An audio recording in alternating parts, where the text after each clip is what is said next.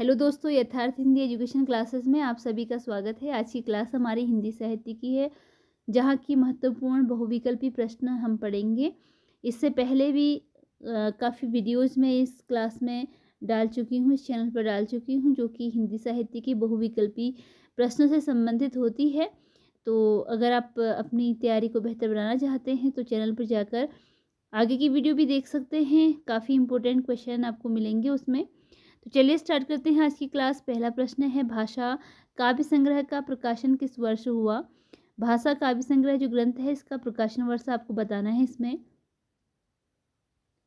Option दिए गए हैं, तो राइट आंसर का सिलेक्शन करना है। चलिए देखते हैं इसमें राइट आंसर क्या है। राइट आंसर है ऑप्शन सी, 1873। भाषा काव्य संग्रह का जो रचना वर्ष है वो 1873 है।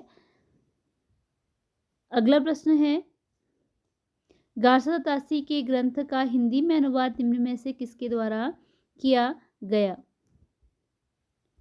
गारसा तासी ने एक ग्रंथ लिखा था, हिंदी साहित्य का इतिहास, जो कि हिंदी साहित्य का प्रथम इतिहास ग्रंथ माना जाता है। हालांकि उसकी भाषा फ्रेंच थी, वो हिंदी भाषा में नहीं लिखा गया था, लेकिन हिंदी भाषा के इतिहास के बारे में लिखा गया था। तो स्तुवार्ध लितेदर एंदुई ए हिंदुस्तानी ग्रंथ का नाम है, गारसा तासी के ग्रंथ का नाम। इसका हिंदी में अनुवाद किया गया है। इनमें से किसके द्वारा किया गया, आपको यह बताना है। इसके लिए देखते हैं इसका राइट आंसर। राइट आंसर है ऑप्शन ए, लक्ष्मी सागर वार्ष्णेय। यहाँ पर इसके लिए राइट आंसर है ऑप्शन ए, लक्ष्मी सागर वार्ष्णेय। लक्ष्मी सागर वार्ष्णेय के द्वारा यह ग्रंथ लिखा गया और इसका नाम उन्होंने लिखा हिंदुई साहित्य का इतिहास। हिंदुई साहित्य का इतिहास नाम से लिखा और 1952 में प्रकाशन हुआ था। तो हिंदुई साहित्य का इतिहास नाम से लक्ष्मी सागर वार्ष्णेय ने गारसा तासी के इतिहास ग्रंथ का हिंदी अनुवाद किया था। अगला प्रश्न है, a sketch of Hindi literature किसकी रचना है? रचना का नाम है a sketch of Hindi literature. Option है, राइट आंसर है इसके लिए ऑप्शन बी, एडमिन ग्रीव्स ने लिखा है a sketch of Hindi literature. जो हिंदी साहित्य इतिहास का ग्रंथ है वह है एडमिन ग्रीव्स के द्वारा लिखा हुआ। अगला क्वेश्चन है, ग्रियर्सन जॉर्ज ग्रियर्सन ने रीति काव्य का समय कब से कब तक माना है? जॉर्ज ग्रियर्सन के द्वारा रीति काल को रीति काव्य नाम दिया गया है। तो इन्होंने रीति काव्य का समय कब से कब तक माना है? इसके लिए ऑप्शन दिए गए हैं आपको।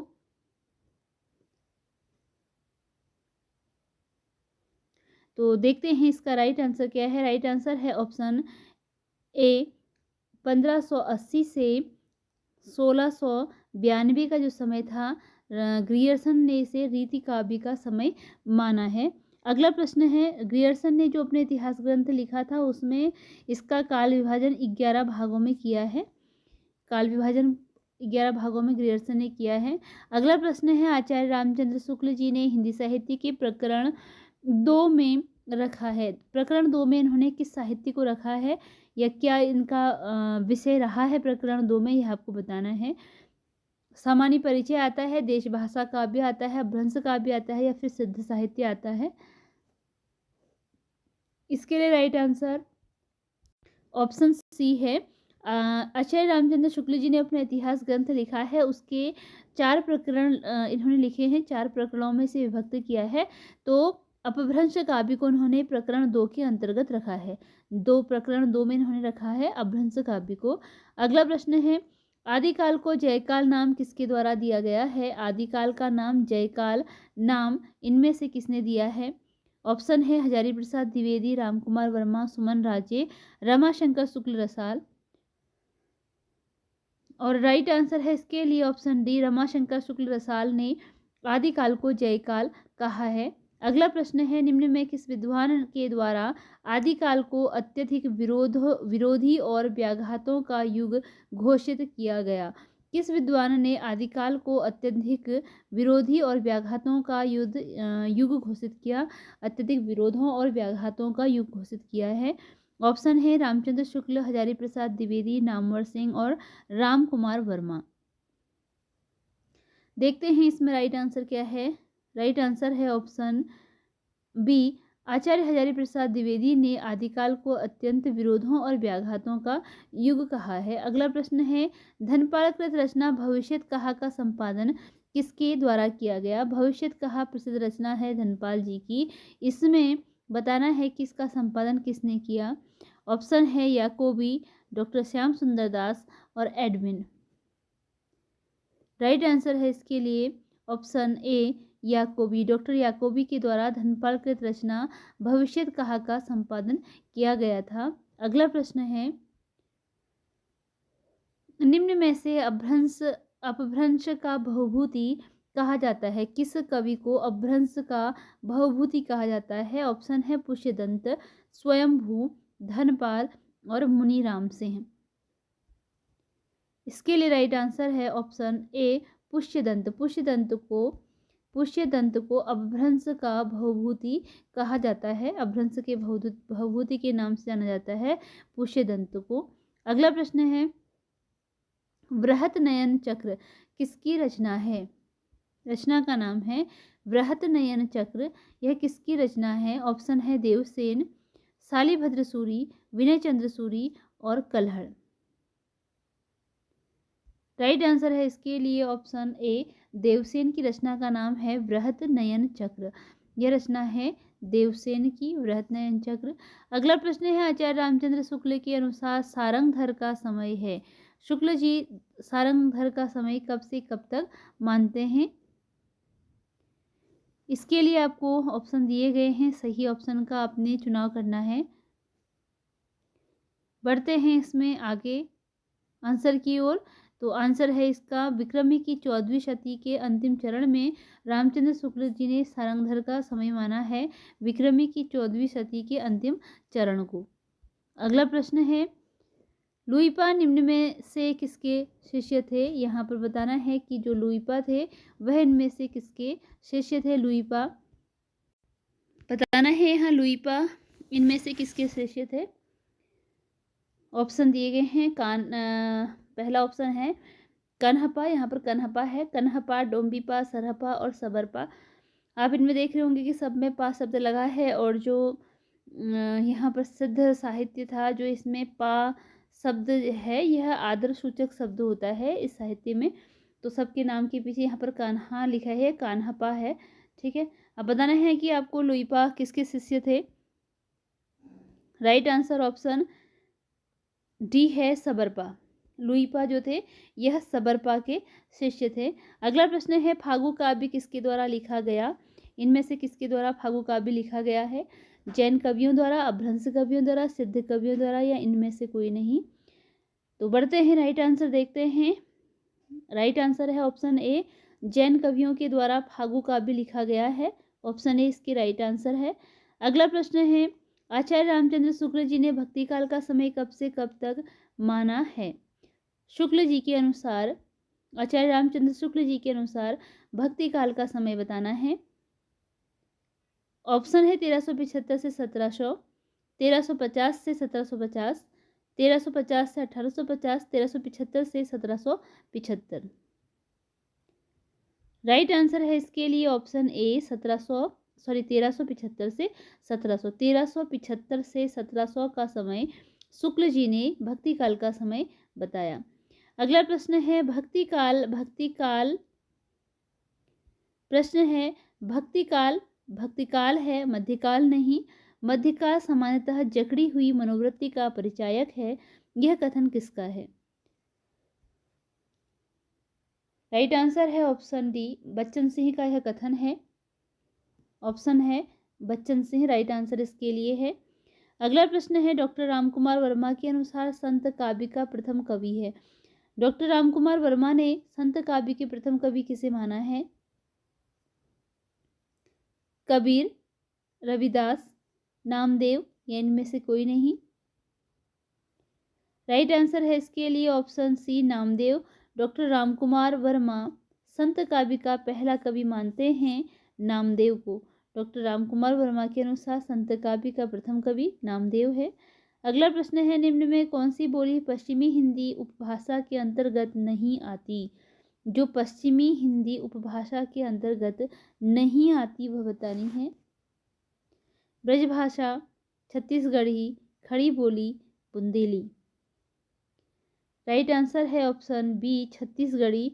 यह पश्चिमी हिंदी उपभाषा के अंतर्गत नहीं आती है। इसके अतिरिक्त ब्रजभाषा, खड़ी बोली और बुंदेली पश्चिमी हिंदी भाषा के अंतर्गत आती हैं। यह आती है अवधी के अंतर्गत, पूर्वी हिंदी के अंतर्गत।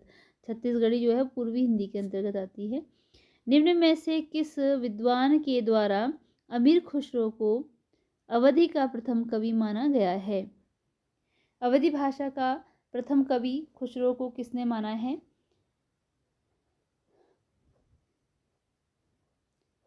इसके लिए राइट आंसर है option A doctor Ramkumar Verma. अमीर खुसरो को अवधी का प्रथम कवि मानते हैं डॉक्टर रामकुमार वर्मा। अगला प्रश्न है, कीर्तिलता किस भाषा में लिखी रचना है? कीर्तिलता की भाषा बतानी है।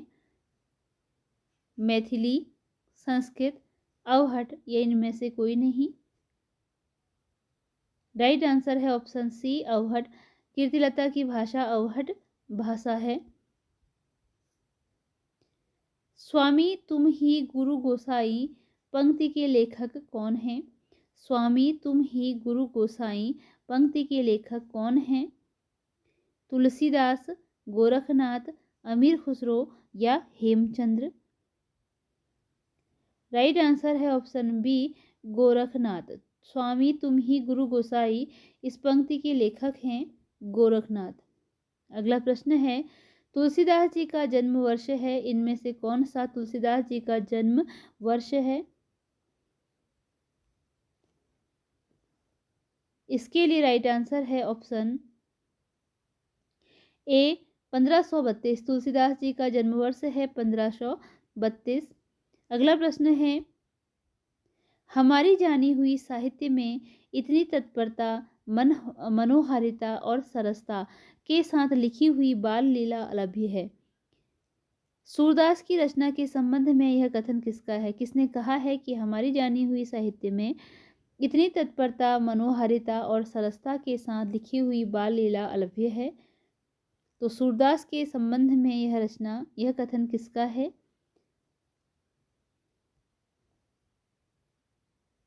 इसके लिए राइट आंसर है ऑप्शन डी आचार्य हजारी प्रसाद द्विवेदी जी का यह कथन है। ऑप्शन डी राइट आंसर है। अगला प्रश्न है, मनुष्यों की मुक्ति की तरह कविता की भी मुक्ति होती है। यह कथन निराला जी का किस काव्य की भूमिका में या किस रचना की भूमिका में लिखा गया है? किस रचना की भूमिका में निराला ने यह कथन लिखा है कि मनुष्यों की मुक्ति की तरह कविता की भी मुक्ति होती है?